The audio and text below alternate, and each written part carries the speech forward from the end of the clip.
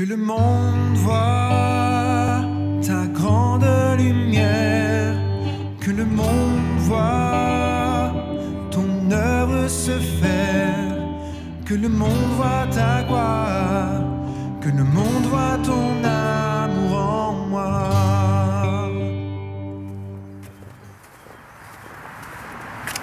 Parfois la vie nous fait rentrer dans une épreuve qui s'appelle un tunnel.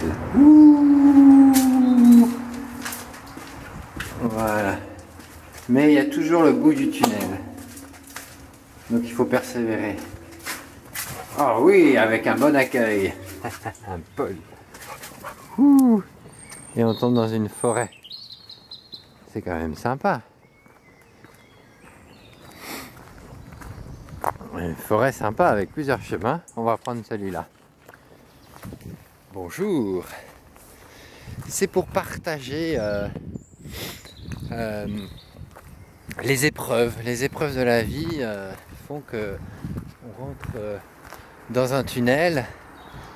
Et ce tunnel peut parfois être plus ou moins long, mais il y a toujours la sortie. Et oh là là, où est-ce qu'il est parti là, Paul? Oh là là. Alors Paul, qu'est-ce qu'il y a? Oh, il a... Ah ouais.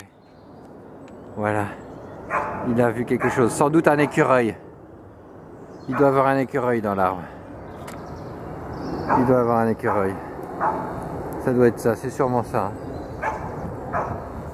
C'est sûrement ça. Ouais.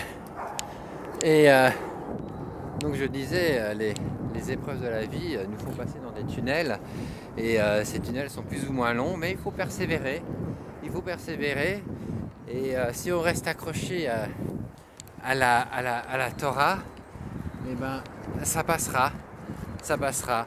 Et alors on peut se dire, rester accroché à la Torah, à la parole de Dieu, c'est une bonne chose, mais est-ce qu'il n'y a pas un encouragement plus précis? Parce que, eh ben, en fait, c'est ça qui est merveilleux, c'est que si on médite la parole de Dieu continuellement et qu'on cherche à mettre en pratique à notre échelle ce que l'on comprend, alors Dieu va nous exhorter, il va nous encourager d'une façon extraordinaire, parce que on verra sa main au travers de la lecture, la méditation, l'observation, la mise en pratique, la recherche aussi. C'est très important de faire des recherches de ce qu'on lit, approfondir les versets, approfondir en cherchant dans l'hébreu ou le grec, aller dans les racines des mots. Et là, Dieu nous exhorte. Et c'est même pratiquement inévitable qu'il nous exhorte. Donc c'est suffisant de méditer la parole, la Torah, la mettre en pratique et faire les liens entre les passages différents pour qu'on puisse voir vraiment que Dieu est grand, que Dieu nous exhorte. Et combien de fois il m'a remonté le moral dans les moments d'épreuve, rien qu'avec la lecture de la parole. Rien qu'avec la lecture de la parole. Donc on peut lui faire confiance quand il dit tout simplement si tu gardes mes commandements, alors je te bénirai. On peut lui faire confiance parce que c'est tout à fait ça. Et Yeshua dit aussi la même chose. Si vous gardez mes commandements, alors vous êtes mes disciples. Donc c'est la même chose. Ancien Testament et Nouveau Testament sont des termes catholiques qui ont été votés au travers de divers conciles. Surtout un qui est écrit ici, là, je ne l'ai plus en tête, mais grâce au complément de texte par le montage vidéo, on s'y retrouve. Et donc, suffit de dire première alliance et alliance renouvelée. C'est toujours la même alliance à l'époque d'Abraham, David Améler, Moshe, Moïse, ou Yeshua, Paul,